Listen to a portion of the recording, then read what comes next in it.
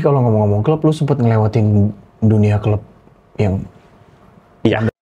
kejadian paling rendahnya tuh apa bang? Titik terendahnya, terus tiba-tiba dapet pertolongan Tuhan. Ya itu.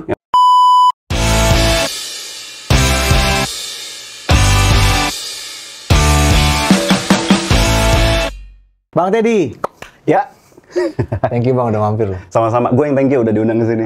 Sama-sama bang. Keren. Bang, gue tuh kenal lu sebagai DJ. Ya, DJ-nya Psychoji, Iya. DJ-nya Yako. Iya. Siapa lagi bang? Kang Iwa pernah. Kang Iwake ya? Uh-uh. Berarti ya. Terus Teman-teman yang lain yang pernah gue iringin, Upi pernah. Upi Tuan 13 ya? Siapa lagi deh? Ya Banyak pokoknya sih. gue ngelihat lu tuh gemerlap DJ lah, DJ hip hop yang main di klub yang di mana gitu. Nah, cuman sekarang menarik banget, gue pengen banget ngobrol sama lu karena ternyata nih sekarang lu kayak semacam ada panggilan yang mengarahnya ke Tuhan nih. Oke. Nah itu kan apa ya? Cukup berseberangan tuh dunia per-DJ-an dengan dunia ketuhanan. Gimana tuh bang? Ceritain dong bang. Gimana ya? Awalnya sih sebenarnya gue jadi DJ sebenarnya juga kecemplung gitu loh. Nggak sengaja. Nggak sengaja.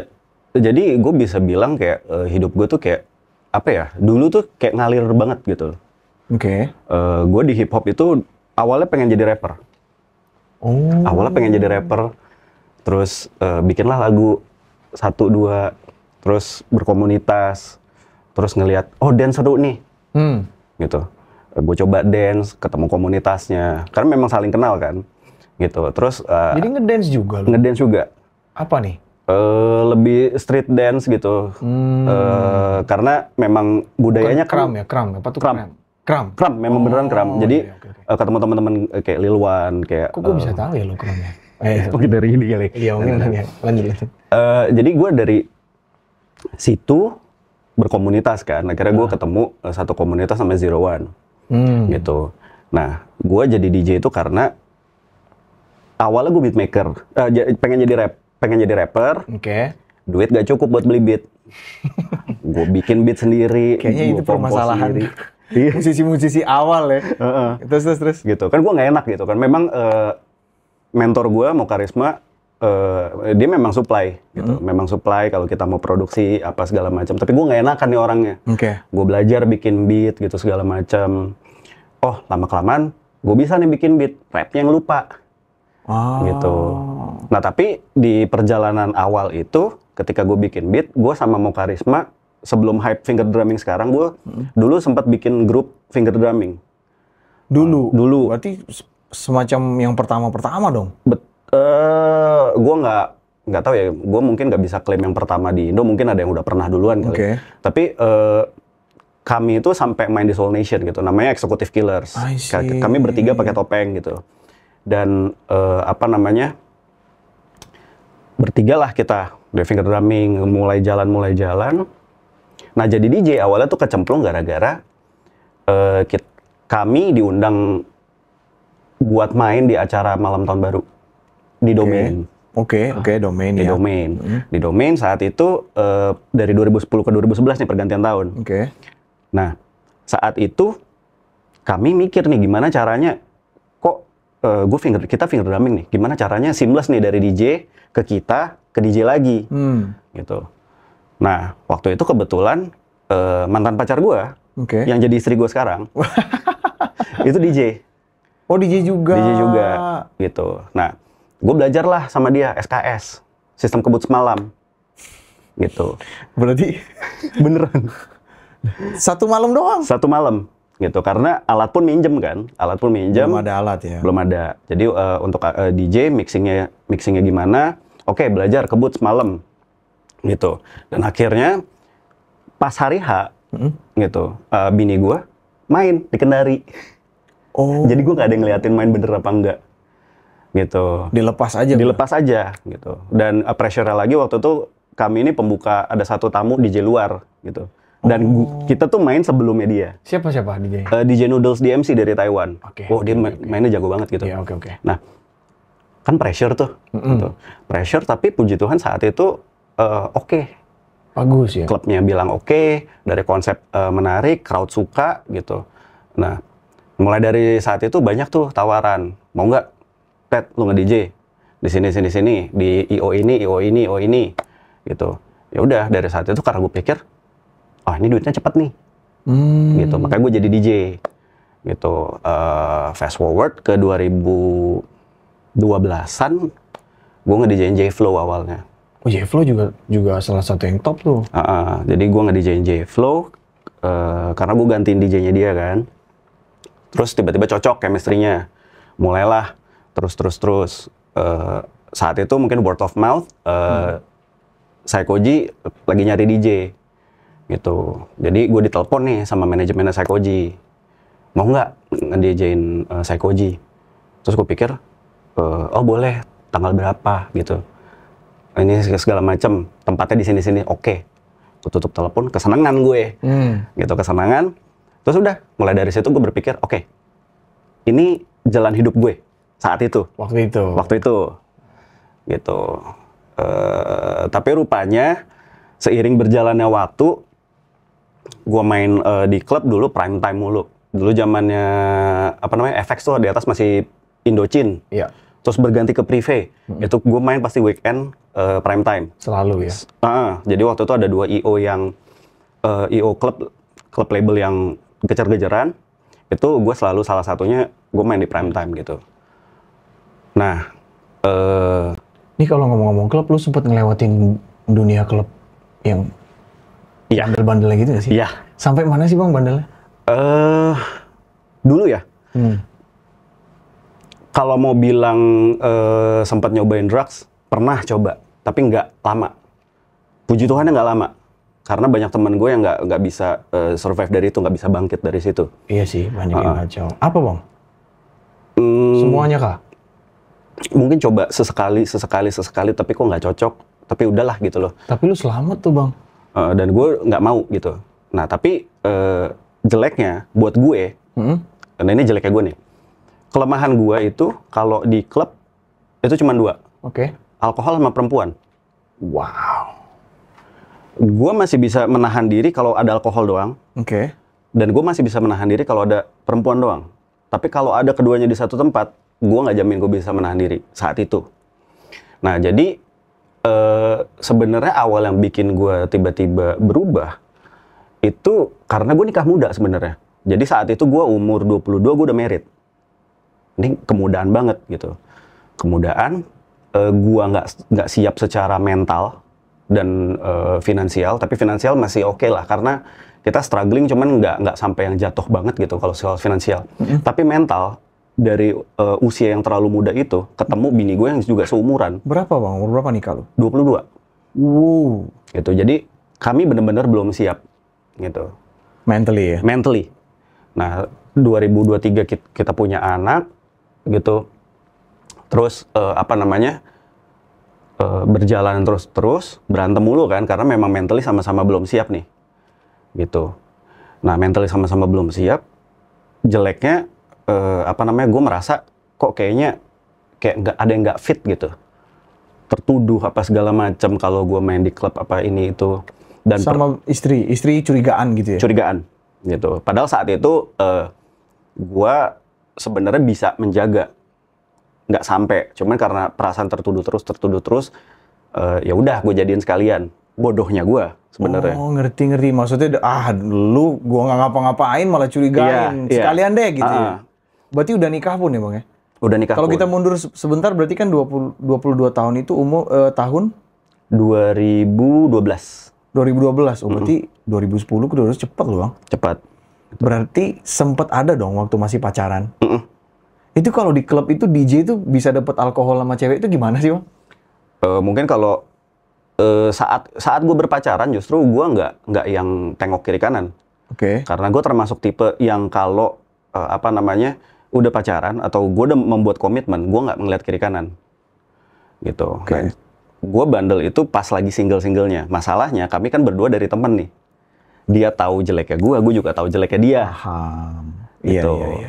Nah, jadi pas kami pacaran sebenarnya aman-aman aja karena memang nggak ada perkara yang terlalu besar. Tapi pas nikah, nah kan kalau pas nikah terus tiba-tiba punya anak, bini gue lebih banyak di rumah nih. Oke. Nah gue lebih banyak pergi malam apa segala macem gitu. Iya, karena DJ kan. Betul. Nah jadi mulailah gitu, prahara rumah tangga tuh mulai kebangun tuh di situ. Gue penasaran, kehidupan DJ itu gimana sih kerjanya? Kehidupan DJ saat itu kalau klub ya. Kalau Plus bandel-bandelnya itu loh. Maksudnya kenapa sih kok kayaknya, sorry ya maafnya, maksudnya gue nggak ngejudge. Tapi banyak banget stigma buruk kalau orang udah nge-DJ tuh, ah ini mah udah pasti nggak bener nih. Nah, itu apa? Kenapa bang? Emang hidup DJ itu gimana sih? sebenarnya gini, kalau untuk orang yang bisa jaga ya, gue dulu sebenarnya kayak pas minum biasa aja gitu. Cuma memang crowd zaman itu termasuk banyak yang berani. Tiba-tiba datang ke DJ booth, cewek-cewek nih, nuangin minum, gue langsung kokop gitu. Oh, gitu. Jadi bener-bener botol. Berarti itu selalu gratis sih bang minum? Iya, selalu gratis. Cewek juga gratis? Itu tergantung speak aja. Gitu. Terus dong? Nah, cuman kan pas pacaran nih gue udah nggak nih. Gue udah komit nih sama bini Ya gue. oke, pas pacaran kita inilah, oke. Pas pacaran udah komit, pas nikah mulai tuh agak curiga-curiga gitu. Apalagi mulai masuk ke 2013, gue sebenarnya 2013 gue memutuskan untuk sangat mengurangi klub. Karena gue sebenarnya takut ada eskalasi yang meningkat dari prahara rumah tangga. Bahaya, nih. iya. Bahaya. Gue udah mengurangi banyak di klub, gue lebih banyak aktif di komunitas hip hop, ngiringin rapper. Puji Tuhan saat itu gue udah sama Sekoji kan. Jadi ada satu masa di mana kami itu yang memang every weekend tuh keluar kota gitu segala macam. Oke. Event gitu ya. Event. Tapi di klub juga. Oh, enggak juga. Variasi. Variasi. Korporat, acara festival, acara pokoknya banyak deh gitu. Masalahnya bini gue masih tetap tuh curiga. Gitu. Nah curiga. Setahun nggak apa-apa, 2 tahun nggak apa-apa. Bodohnya, gue iyain deh. Karena kecurigaan itu. Karena capek kan waktu itu dituduh terus gitu. Kebodohan gue iyain, berantem beneran tuh. Dan kami tuh hampir cerai. Mungkin ada kali sekitar 4-5 kali kami bener-bener hampir cerai. Hampir cerai dan gue udah pegang lawyer, bini gue pegang lawyer. Wow. Gitu. Wah itu sedikit lagi tuh. Nah, jadi kan memang dikit lagi kan. Gitu. Tapi di tahun fast forward ke 2017, itu tuh kami bener-bener yang, oke, kita mau gimana nih? Kita udah punya anak. Kalau mau pisah baik-baik. Oke. Gitu. Kalau mau pisah baik-baik, kita tetap jadi teman, tetap ada dua-duanya, tetap ada bapak, tetap ada ibu buat anak. Tapi kan sebenarnya buat gue, sebenarnya itu bukan opsi buat gue. Karena dari kecil, gue memang ditanamkan bahwa perceraian itu nggak disukain sama Tuhan. Oke. Gitu. Perceraian itu nggak disukain, apapun bentuknya gitu. Itu yang gue pegang, sampai pas kita duduk itu, kita benar-benar heart to heart ngomong. Dan gue ingat banget, ini tengah malam lagi mati lampu, kita berdua ngomong. Terus bini gue bilang statement yang tadi, terus gue bilang, ya udah, kita damai yuk, lanjutin. Buang yang udah lewat, kita mulai lembaran baru di hidup kita gitu. Itu dari 2017 gitu. Nah dari 2017 gue mulai merasa kayak oh mulai ada perubahan nih gitu. Dan memang di satu sisi gue udah ngerasa kan ini 5 tahun awal pernikahan gue ini kan kayak roller coaster. Oke. Gitu. Dan di 2017 ini gue entah kenapa tiba-tiba ada satu kasus teman bini gue telepon. Oke. Boleh numpang nggak di rumah? Terus gue tanya, telepon ke bini gue bukan ke gue. Boleh numpang nggak di rumah? Kenapa? Ada masalah sama suaminya. Terus gue jadi mikir, gue kan baru kelar nih masalah nih. Masa iya gue sekarang ngurusin masalah orang? Dan ternyata cuman gue nggak tahu apa yang terjadi di gue sama bini gue dan akhirnya kita memutuskan untuk ayo rekonsiliasi lah ya. Kita bantu orang ini. Karena kenapa? Karena gue sama bini gue merasa ini masa lalu kita, jangan sampai ada orang lain yang ngerasain hal yang sama. Juga. Betul. Nah saat itu memang dia masalah sama mantan suaminya. Waktu itu cuma dinikahin secara agama, gitu dan tidak resmi di negara kan. Pun agama mereka beda. Terus gue bilang nih nggak beres nih. Terus yang satu apa? Yang satu Buddhis, satu Katolik. Oke. Gitu. Nah, apa namanya? Dan kami tuh bener-bener kayak bantu. Just because karena kita nggak mau ada orang yang menderita pernikahan yang bubar sebenarnya. Cuman apa namanya? Ya intinya pernikahannya sih nggak bisa diselamatkan. Cuman yang menurut gua, yang membuat gua kayak ini akan banyak orang yang kejadiannya kayak gini nih. Nah itu karena pas dia di rumah, kami tampung selama 3 bulan kan sebenarnya. Dan itu every single night, karena kami tinggal di apartemen, kita harus nahan teman kami ini buat gak loncat dari balkon. Wah, karena udah kena mental. Gitu. Mau bunuh diri berarti ya? Udah sampai begitu. Ada beberapa kali dia mau mencoba loncat, terus tiap malam mau tidur dia pakai kacamata. Kami pas mencoba lepas kacamatanya, dia teriak nama mantannya. Gitu. Bukan padahal suaminya? Nama suaminya sebenarnya. Apa namanya? Yang sebenarnya posisinya saat itu kok kayaknya kayak nggak peduli gitu. Ini orang ngilang 3 bulan kok nggak dicariin gitu. Kita juga bingung gitu kan. Gitu. Intinya kena mental segala macam. Akhirnya kita apa namanya? Kita take care sampai akhirnya puji Tuhannya bisa bangkit gitu. Bisa bangkit gitu. Dan dari situ mulai satu persatu banyak orang curhat. Ini out of nowhere. Gue bahkan nggak tahu kenapa tiba-tiba banyak banget orang yang kok ngelihat pasangan Teddy dan istrinya ini kok kayaknya jadi kayak mungkin bisa jadi kayak role model atau apa. Tapi gue nggak tahu tiba-tiba banyak yang kayak curhat masalah pernikahan segala macam. Ataupun ada yang bahkan temen yang mau menikah muda pun nanya, ini gimana nih? Dan kami sebenarnya selalu bilang jangan. Kalau untuk menikah muda. Menikah muda ya? Jangan. Kenapa Bang? Karena usia 20 awal ya menurut gue mentalnya sebagai laki-laki ya, dari point of view laki-laki, belum saatnya dia punya mental yang stabil untuk menikah sebenarnya. Memang nggak pas ya nikah muda tuh ya? Tapi muda nih maksudnya 20 awal lah. 25? 25 ya kita lihat case by case bener. Berarti nggak bisa pukul rata. Nggak bisa pukul rata. Tapi kan ada yang bilang, wah pokoknya aku udah cinta sama kamu, kita nikah yuk. Kan ada yang gitu Bang, umur 17. Ada, cuman memang jangan, kalau buat gue ya, nikah muda itu bisa jadi apa namanya titik awal dari apa namanya pertikaian yang besar. Gitu. Karena kalau berkaca dari gua itu dari 5 tahun pernikahan awal tuh emosi gue masih nggak bisa kejaga. Cuman kan untuk mendapatkan kebijaksanaan yang lu punya sekarang, Bang Teddy, harus ada satu kejadian pasti yang nge-trigger. Model kejadiannya gimana? Ya berantemnya itu sebenarnya.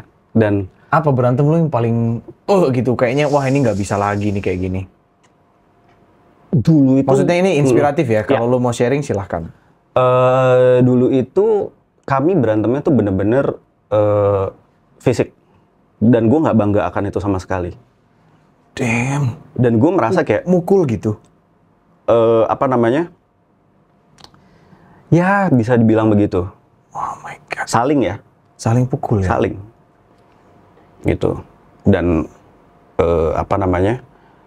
Kami sudah sampai di titik di mana kami berdua sudah minta maaf. Cuman kalau look back ke belakang, how stupid I am gitu.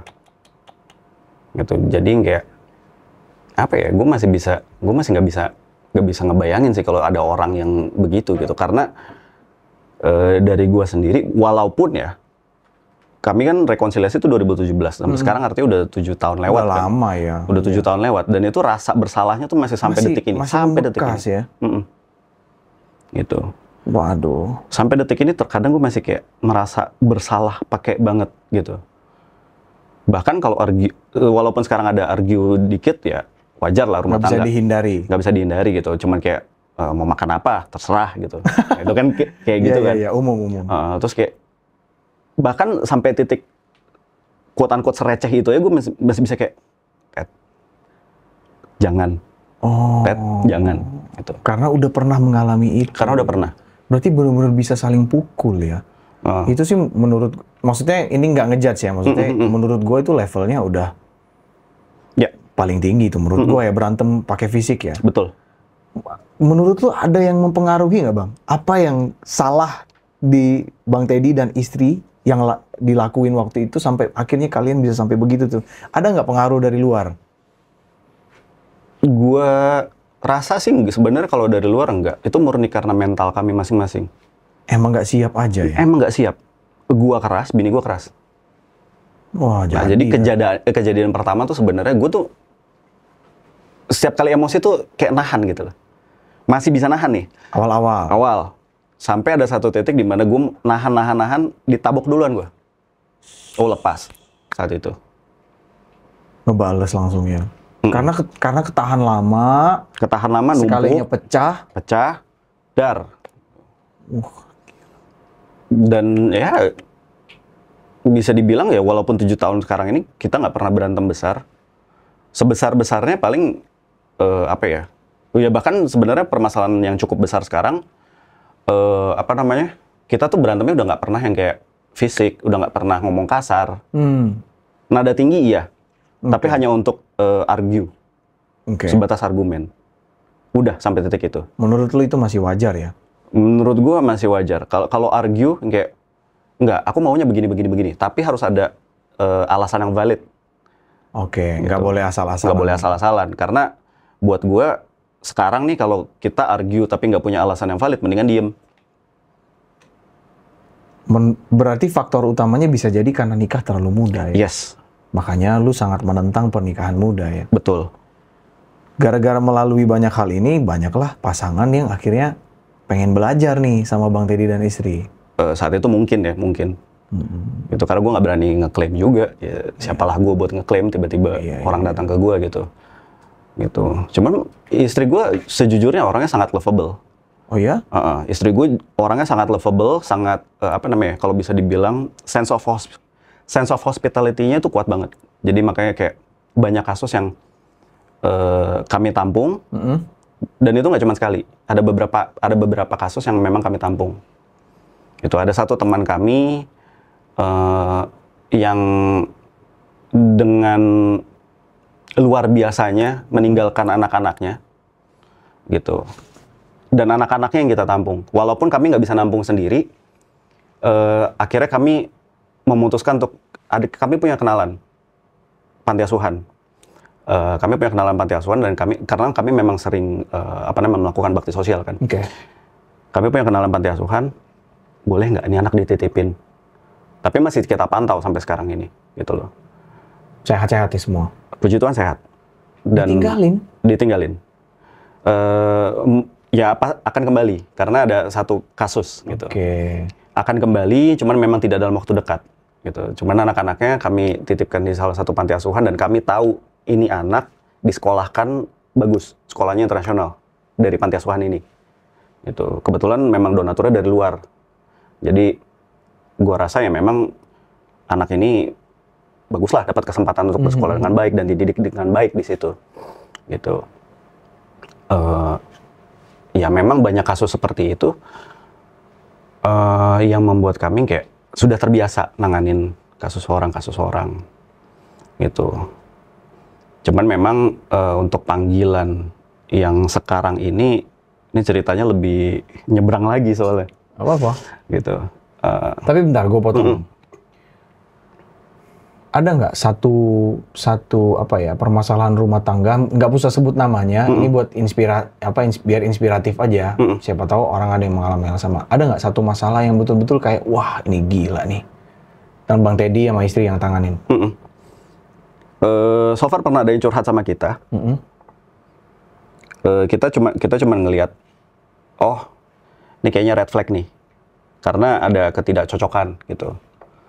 Ada ketidakcocokan, terus usut punya usut, ternyata ya memang ada beberapa faktor dari kesehatan yang memang nggak bisa secara mental nggak bisa. Kesehatan mental gitu. Dan ini ketahuan sebelum nikah nih? Ketahuan sebelum nikah. Dan nggak cuma satu, Ada beberapa soalnya. Oke, terus. Gitu, ada beberapa, cuman memang rata-rata memang ya kalau kita udah ngelihat seperti itu ya, lu mendingan jangan deh. Gitu. Mending jangan nikah ya. Mending jangan. Tapi gimana dong kalau mereka saling mencintai dihalangi gitu kan? Ya, kalau udah itu, ya gimana ya? Kan kita cuma bisa ngomong sebagai teman gitu, dan kita nggak bisa, siapalah kita untuk ngambil keputusan gitu. Berarti ada baiknya sebelum nikah tuh cek kesehatan mental ya? Ya, gitu. ya. Dan sebenarnya di Indonesia disaranin tahu. betul gitu. Jadi kalau memang teman-teman punya channel untuk bisa konseling pranikah atau mungkin dari lembaga keagamaan tertentu yang bisa menyediakan itu, sebaiknya dilakukan. Tapi di Indonesia itu ngecek kesehatan mental tuh masih tabu, Bang. Ya, tapi memang itu sih tantangannya. Iya, kalau ngecek mental gitu ya, langsung dicapnya gila gitu. Di sini tuh masih tabu banget. Mungkin orang masih malu gitu kalau cerita dia konseling gitu, masih malu orang di Indonesia tuh. Ya, kalaupun memang ada teman atau sahabat yang bisa dikontak, sebaiknya dikontak. Meskipun dia nggak psikolog atau psikiater ya. Pasti ada yang penting kita dapat second opinion dari orang. Itu penting banget ya, Bang ya. Karena apa ya? Terkadang kita nggak bisa ngeliat blind spot atau kekurangan kita. Gue sendiri bahkan nggak bisa ngeliat blind spot gue. Gue butuh orang lain untuk itu. Dan gue memang sering banget curhat ke orang lain gitu. Maksudnya untuk orang yang gue percaya ya. Gitu. Gue datang, gue curhat untuk tolong dong liatin blind spot gue di mana gitu. Karena nggak ada manusia yang sempurna. Iya. Manusia pasti punya sisi yang nggak bisa kelihatan. Tapi gimana pendapat lu soal ya masalah rumah tangga, aib itu orang tua nggak boleh tahu, temen nggak boleh tahu, simpen sendiri karena itu aib. Gimana pendapat lu soal itu? Kan ada tuh banyak pendapat yang kayak gitu ya. Maksudnya gue bukannya melawan lu, tapi maksudnya gue mencoba untuk memberikan pandangan lain aja. Buat gue sih, kalau memang nggak bisa dihandle sendiri ya, lebih baik ada baiknya untuk ngomong. At least kan sekarang banyak banget layanan yang bisa kita secara anonimus segala macam itu.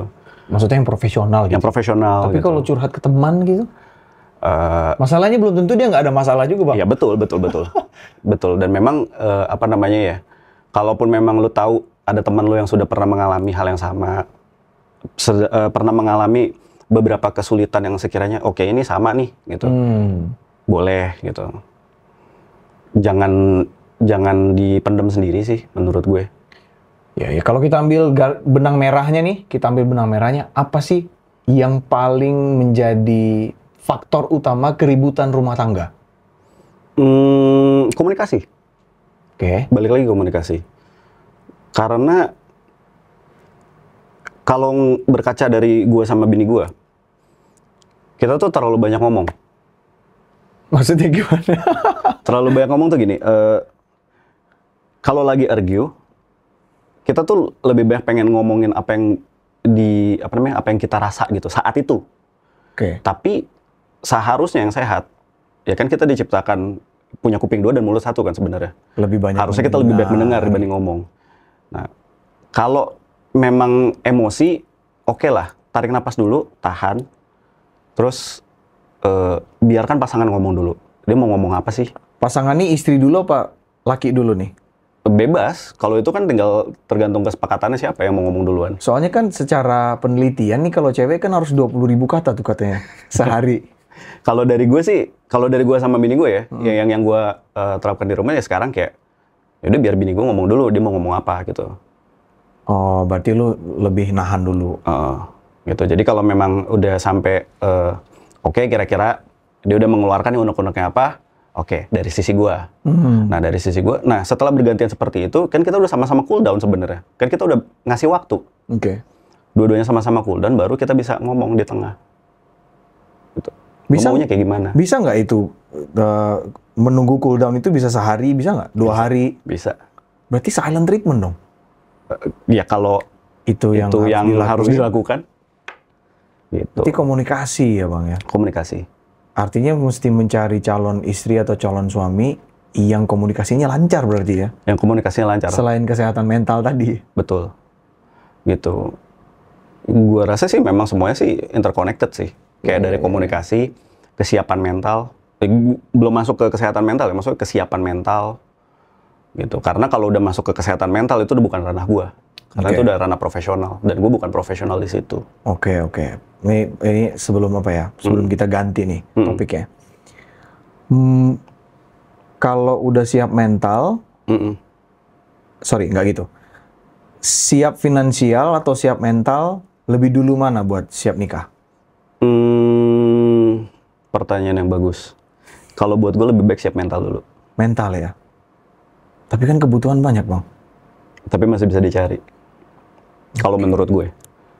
Dan gue nggak bisa memaksakan kehendak gue ke semua orang. Itu akan sama seperti itu. Karena banyak orang juga yang secara finansial siap, mentalnya nggak siap. Ada juga yang sebaliknya, mentalnya siap, finansialnya nggak siap.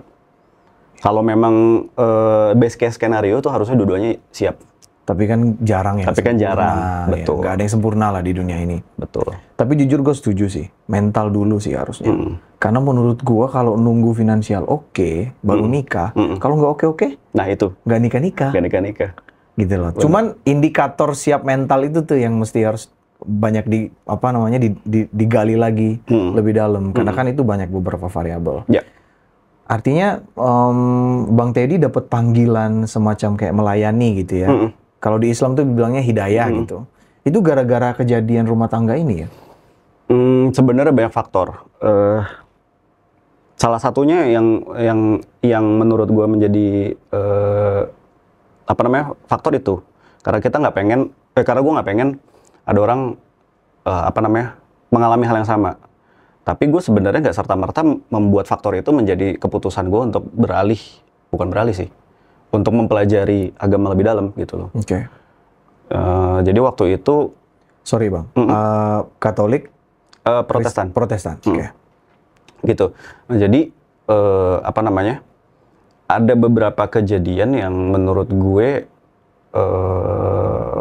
kayak bisa dibilang kayak keajaiban-keajaiban kecil yang membuat gue yang kayak kok Tuhan baik banget nih buat gue. Apa gitu. tuh? Yang menurut gue paling nggak masuk akal, gue pernah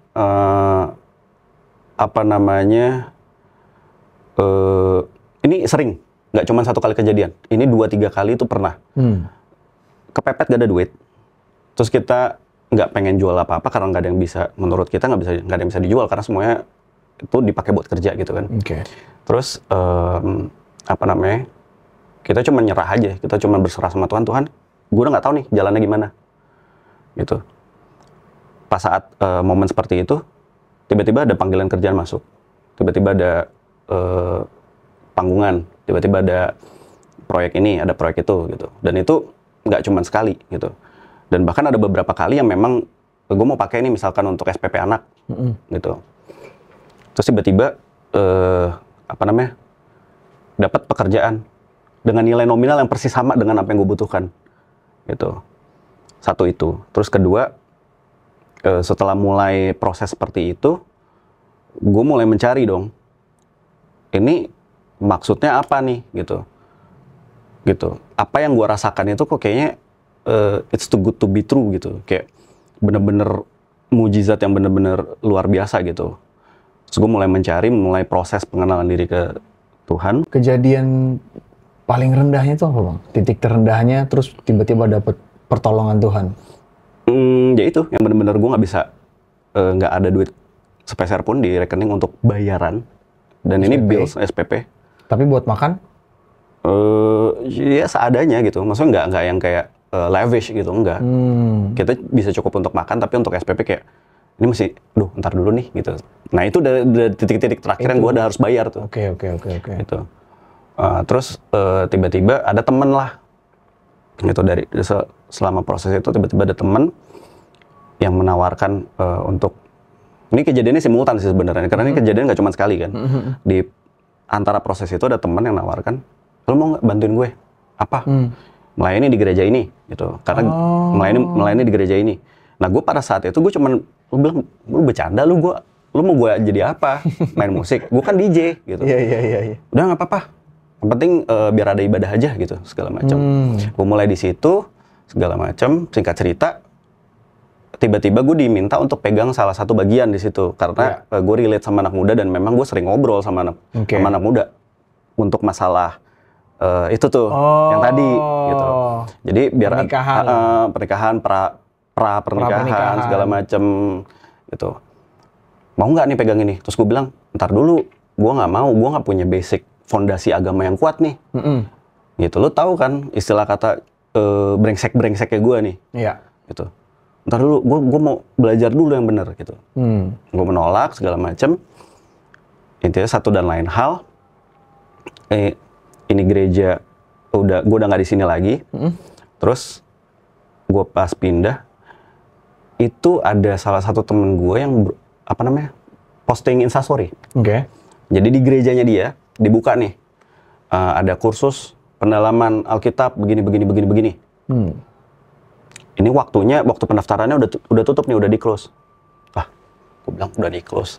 Kayak udah nggak ada harapan buat gue belajar di situ. Gitu. Pas gue WhatsApp, Bung, beta masih boleh daftar gak gitu? Oke. Bentar ya, beta tanyain dulu kata dia. Besokannya dia telepon. Ale serius? Iya, serius mau belajar. Oh ya udah. Kata gembalanya situ, kata pendeta situ, kata gue digratisin. Udah, masuk aja. Kapan? Hari ini juga sore jam 6, lokasinya di sini. Gitu. Materi pembelajaran selama setahun gitu untuk kursus gitu. Udah nggak usah bayar. Masuk aja. Itu udah tanda nih satu nih. Udah proses pembelajaran selama 1 tahun. Di situ kan karena kursus kan. Terus gue nggak berpikir yang kayak untuk 100% untuk merespon panggilan gue gitu. Yang kayak nih gue dipanggil untuk jadi hamba Tuhan beneran apa enggak gitu.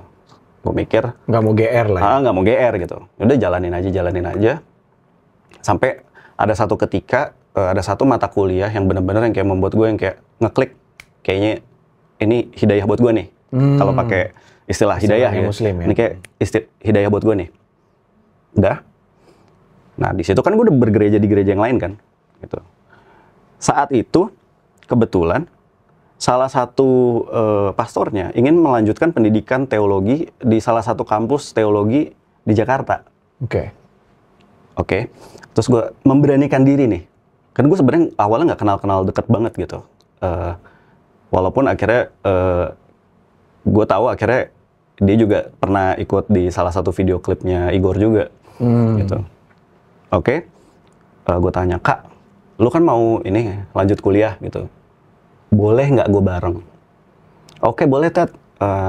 Kebetulan minggu depan gue mau, beberapa hari lagi nih gue mau ke situ nih. Gitu, ke kampusnya. Lu ikut ya? Nanti gue kenalin sama ketua kampusnya. Datanglah gue ke situ. Ngobrol, cocok, segala macam. Oke, ngeliat dari pembayaran, skema pembayaran, kalau ngambil master berapa gitu, segala macam. Kalau ini gimana, kalaupun memang mesti gue bayar, itu gue sebenarnya rela buat bayar. Tapi entah pengapa, di kampus itu, untuk ambil S1, gue tadinya kan diploma, gue belum S1. Nah, artinya kalau gue mau ngambil kampus itu, artinya harus S1 dong. Nah, pas di program S1 itu, ternyata ada program dari kampus itu yang menggratiskan semua S1-nya satu angkatan itu digratisin. Loh. Gua nggak searching sekolahnya itu apa awalnya, karena gue nggak tahu kan, gue cuma bilang, Kak, gue mau ikut gitu bareng. Gue nggak pernah searching, gue nggak pernah nggak pernah nanya-nanya, cuman ngobrol doang. Terus tiba-tiba pas di akhir obrolan, kita lagi ada program nih S1 free. Kalau kamu masuk dan diterima, kamu nggak perlu bayar apa-apa. Gitu kan gue dapat. Kayak semacam dikasih jalan ya? Betul, kayak semacam dikasih jalan gitu. Cuman memang ya buat gue itu keajaiban-keajaiban kecil yang makin dipelajari, makin didalami, makin dialami, gue makin merasa, ini gue nggak ngerti nih Tuhan gue siapa nih. Gitu. Karena memang buat pengalaman gue, ya. Kalau boleh gue share, boleh Bang, silakan. Gue ngelihat prosesnya itu tuh terlalu apa ya? Kalau mau dibilang beloknya itu tajam, gue tuh udah kayak ngedrift jatuhnya. Udah kayak ngepot banget, udah jadi kayak dari awalnya jatuh di dosa ini, kebodohan ini, terus tiba-tiba dibelokinnya langsung ke situ gitu loh. Ya terus gue berpikir ya sudah, gue masuk di sekolah itu, dan sampai sekarang gue sebenarnya juga masih menggumuli kayak ini kedepannya gue mau jadi apa, mau ditaruh di mana, apakah jadi pendeta atau mau jadi konselor. Ini gue masih tetap mencari gitu kedepannya, kayak let it flow gitu ya. Dibilang let it flow juga enggak juga, cuman kayak selalu mempertanyakan check and recheck karena kita, apa yang informasi yang kita dapat, apa yang pengalaman yang kita terima, kita harus cek nih bener nggak nih gitu, panggilan kita kemana gitu. Dan itu yang gue rasakan, dan itu yang gue alamin sampai saat ini. Tapi dari dulu lu percaya adanya Tuhan, Bang? Dari dulu ya, gue percaya dari Tuhan gitu. Cuman memang ada fase hidup gue di mana gue merasa kayak gue ini jauh banget nih gitu. Merasa jauh dari Tuhan. Merasa tapi jauh. Tetap percaya ya. Tetap percaya karena kalau gue sampai di tahap ini, gue ngeliat ke belakang, gue ngerasa kalau Tuhan nggak megang tangan gue, ini gue udah jatuhnya udah kemana-mana nih. Udah di klub, alkohol, cewek-cewek ini segala macam, pernikahan berantakan awalnya segala macam. Itu kalau memang gue nggak dipegangin nih sama Tuhan, walaupun saat itu gue nggak bisa ngelihat nih, tapi sampai di titik ini gue ngeliat ke belakang, oh iya, ini Tuhan bekerja nih di sini nih. Itu karena gue percaya Tuhan bekerja dalam silence terkadang. Kita nggak tahu, kayak let's say gini, kayak gue mungkin ambil analoginya kalau ada anak belajar naik sepeda, kalau dipegangin terus kan kayak lu nggak akan bisa, nggak berani. Kadang-kadang dilepas, giliran mau jatuh baru ditolongin. Analoginya gitu. Analogi dari gue sih mungkin begitu. Tapi kalau ada beberapa orang yang ada yang percaya Tuhan tapi nggak percaya agama, Bang. Kalau lu dari dulu percaya Tuhan dan percaya agama? Kalau buat gue, Tuhan itu harus dialamin sendiri sih. Karena balik lagi, kalaupun memang agama kita sama pun, misalkan pengalaman gue akan Tuhan dengan pengalaman lu akan Tuhan pasti akan berbeda. Ya? Karena gue percaya Tuhan kita tuh besar banget, dan dia bisa yang kayak bikin pengalaman kita itu tailor made gitu, yang custom made buat kita banget gitu, buat kita ngerasain Tuhan itu ada. Berarti bersaksi lah ya kalau ada Tuhan ya. Menyaksikan gitu ya, bukan hanya percaya gitu. Iya. Atau percaya tanpa melihat gitu ya. Kalau gue sih, apa yang gue alamin gue ceritain aja sih. Karena buat gue, gue juga nggak mungkin bisa maksa orang untuk ikut point of view gue, karena point of view gue dan istri gue pun walaupun itu berbeda. Ya, maksudnya ini ya, POV masing-masing lah. Betul. Kita saling respect. Di fase hidup lo yang sekarang, Bang, lo punya ketakutan nggak? Dibilang ketakutan, wajar ya kalau manusia punya takut. Gitu. Ketakutan terbesar lo apa, Bang? Apa ya? Sebenarnya cuman perkara ini aja sih. Kalau ketakutan terbesar gue berada di posisi yang gue jauh lagi gitu loh. Oh, lu takut jauh lagi dengan Tuhan.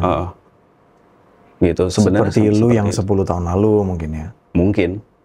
Gitu, karena buat gue yang kayak apa yang gue alamin sekarang ya, gue udah yang kayak ya udah terserah deh, kayak Tuhan mau bawa gue kemana dengan cara apa, udah yang kayak gue berserah aja, mau lewat gimana juga. Surrender berarti ya. Surrender to God gitu. Ya. Karena memang jalan ikut Tuhan nggak selamanya enak, bisa jadi katanya gitu emang. Makin kita ikut Tuhan nih, makin banyak cobaan. Gitu. Kalau buat gue udah balik lagi ke surrendernya itu, kayak ya sudah, biarkanlah proses ini membentuk gue menjadi Teddy di masa depan nanti, yang gue nggak tahu akan jadi seperti apa. Oke, berarti anak lu berapa bang? Sorry. Anak gue 2. 2 ya, cowok cewek? Cowok cewek. Yang paling tua? Yang paling tua cewek. Cewek. Mm. Berarti cowok yang kecil ya. Mm. Gimana kalau mereka menjadi Bang Teddy yang waktu itu? Apa yang akan Bang Teddy lakukan? Yang pasti kalau memang dari umur kecil kan memang masih kecil kan, masih umur 4 tahun. Gue berusaha sebisa mungkin untuk mendidik dia dengan sebenar-benarnya, menurut point of view gue. Oke. Gitu. Tapi kalaupun memang suatu hari nanti di prosesnya Harus seperti itu, ya doakan saja. Gitu. Karena apa ya? Kalau gue ada di posisi dia juga, ya sama kan. Kayak kita ke orang tua kita juga orang tua kita kan cuma pengen kita yang terbaik gitu. Ya, tapi kadang-kadang di proses hidup beloknya ke situ lagi. Maksudnya kita bisa belok ke hal-hal yang buruk gitu sebenarnya. Kalaupun memang itu harus jalanin. Kalau anak lu tiba-tiba minum alkohol gitu, mabuk-mabukan gitu, terus ketahuan sama lu di umur-umur 17 gitu, diomelin sih pasti. Diomelin sih pasti. Cuman gak yang kayak, apa ya, selayaknya bapak lah. Omelin, terus yang kayak, ya sudah pantau saja gitu.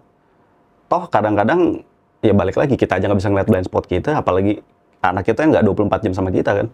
Iya. Oke.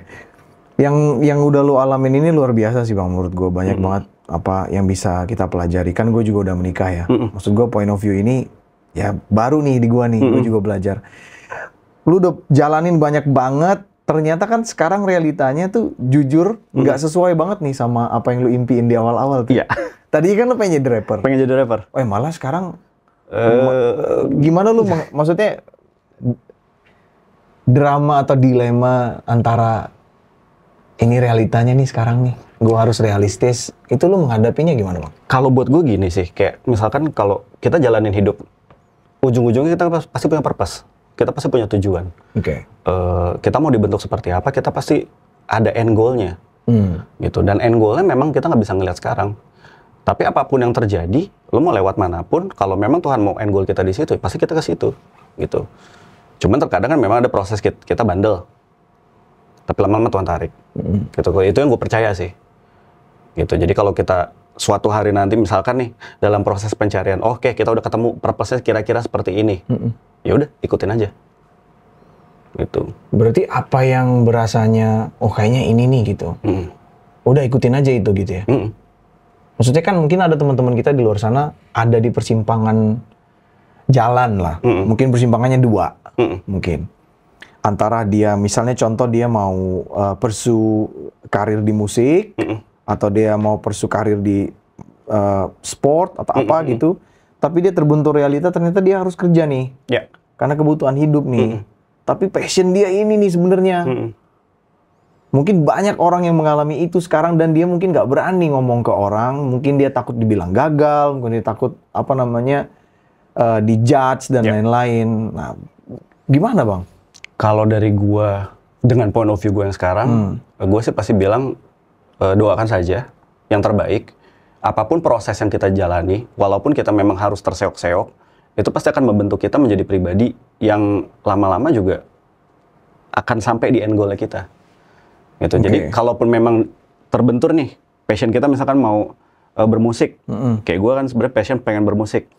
Akan tetapi realita seakan-akan gue dibelokkan ke jalur yang gue sekarang yang lain ya. Tapi purpose kita, is it the greater good or not? Gitu. Kalau memang dari musik it can bring influence that brings the greater good, ya pursue music.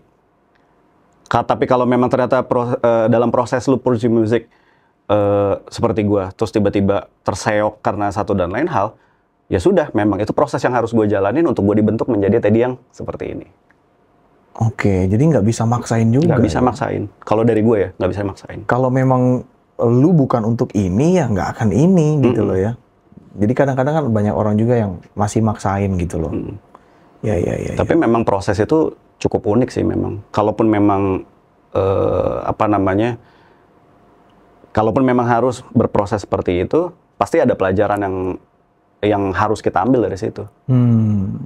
Gitu. Kalau kalau gue dengan keluarga gue dulu nggak gitu, mungkin gue di umur gue yang sekarang ini, ya banyak teman-teman gue yang masih brengsek gitu loh, istilah kata. Kalau mau pakai istilah brengsek ya. Ya. Banyak teman gue masih Amburadul lah ya. Amburadul, banyak teman gue masih ini gitu. Tapi gue bersyukur karena gue telah mengalami proses yang menyakitkan itu, gue bisa berpikir seperti gue yang sekarang. Gitu. Ada nggak indikatornya kayak, oke, kita mengejar satu karir, terus kalau ketemu hal ini, kayaknya ini bukan jalan kita nih. Ada nggak indikator gitu, Bang? Kalau dari perspektif gue, ada sih kayak lu feeling kayak it's not it. Apakah uang? Kalau dari gue pribadi dari awal it's not about the money. Oke. Gue ngejar Money is not an issue lah ya. It's not an issue. Karena menurut gue apapun bidang yang dijalani, if you take it seriously, money akan ngikut. Oke. Gitu. Berarti memang harus dirasain sendiri ya. Rasa. Karena tapi kalau sibuk mabuk gimana mau rasain, Bang? itu dia. Iya. Ini gitu. kan kita lagi bicara keadaan normal ya. Tapi kalau dia under substance, terus gemerlap, aduh, dia nggak akan bisa rasain kalau ini bukan jalan dia. Gitu. Itulah kebodohan yang gue lakukan dulu. Sampai akhirnya ketika gue sadarin dan gue sober, kayak, terus gue baru merenung. Terus sebenarnya proses merenung dan refleksi itu cukup membantu sih. Ada beberapa turning point di hidup gue yang gue mau coba bangun karir gue di musik dan lain sebagainya pun banyak yang kayaknya it's not it. Itu hasil dari perenungan dan refleksi. Gitu. Berarti peran Tuhan tuh penting sekali ya? Buat gue ya. Bang Teddy, dengan segala kejadian hidup saat ini, are you happy with your life? I am very happy and I got no regret. No regret. No regret. Memang kadang-kadang, aduh, kok dulu bego banget ya. Tapi udah bisa menerima dengan damai. Itu proses yang harus gue jalanin. Oke. Kalau happy sendiri, definisinya menurut Bang Teddy apa, Bang? Apa ya? Kalau buat gue happy itu kayak ketika gue bisa menyadari ini banyak masalah, tapi gue bisa berdamai dengan itu semua, gue happy. Wah, menarik nih. Berarti harus ada masalahnya dulu dong? Enggak juga. Jadi kalau memang misalkan kalau kita lagi damai-damai aja ya udah happy kan. Oke. Cuma kalau memang kita lagi ada di titik terbawah dan lagi nggak bisa ngapa-ngapain ya, bisa nggak kita damai di situ? Kalau kita bisa damai di situ, itu happy buat gue. Ada nggak koneksi happy sama uang? Buat gue pribadi nggak. Oh, gimana? Kenapa? Gitu. Karena apa ya? So far gue sih nggak pernah bermasalah gimana-gimana sih kalau soal uang. Maksudnya kayak pernah mepet harus bayar gitu. Ya itulah kenapa tiba-tiba kok ada bisa ketutup. Walaupun secara spreadsheet minus. Spreadsheet gue minus, beneran. Spreadsheet gue minus. Kadang-kadang aneh ya? Kadang-kadang aneh. Kok bisa survive ya? Iya. Oh, berarti nggak ada korelasinya menurut lu ya? Buat gue sih nggak. Antara kebahagiaan dan keuangan. Menarik nih. Kalau dari 1 sampai 10, seberapa happy lu, Bang? Mungkin sekitar 9. Wah, itu hampir mentok tuh. Mungkin kalau ada ruang-ruang kecil ya kadang kalau mobil kena sama spion motor orang kan kadang-kadang juga kayak, apa nih? Gitu kan. Berarti menurut lu nggak bisa juga 10 ya? Karena harus ada sisa ruang yang disisain tuh. Iya. Oke. Kalau kita nggak nyisain ruang, ya gimana istilah kata kita bisa ngelihat keajaiban Tuhan di situ. Kesedihan apa yang paling lu takutin, Bang? Apa ya? Kesedihan apa yang paling gue takutin? Mungkin kalau suatu hari nanti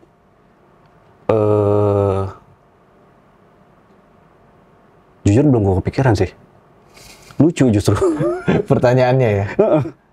Gitu, karena ya gue nggak tahu ya, maksudnya sampai detik ini kayak gue masih apa ya, bokeh happy, ribut happy. Wah, itu susah sekali loh itu mencapai level itu. Bokeh happy, ribut happy, Kalau dapat duit juga, oh iya puji Tuhan happy. Ya. Harusnya sih begitu ya, karena kalau kita bisa happy terus bisa panjang umur katanya. Mungkin. Iya, cuman kalau makannya parah sih tetap aja sih jangan makan junk food sih. Ya, Bang Teddy. Ya. Banyak banget belajar nih hari ini gua. Asli, kan gue juga udah nikah. Gue thank you banget udah mampir. Gue yang thank you. Next time datang lagi ya. Siap. Thank you Bang Teddy. Thank you.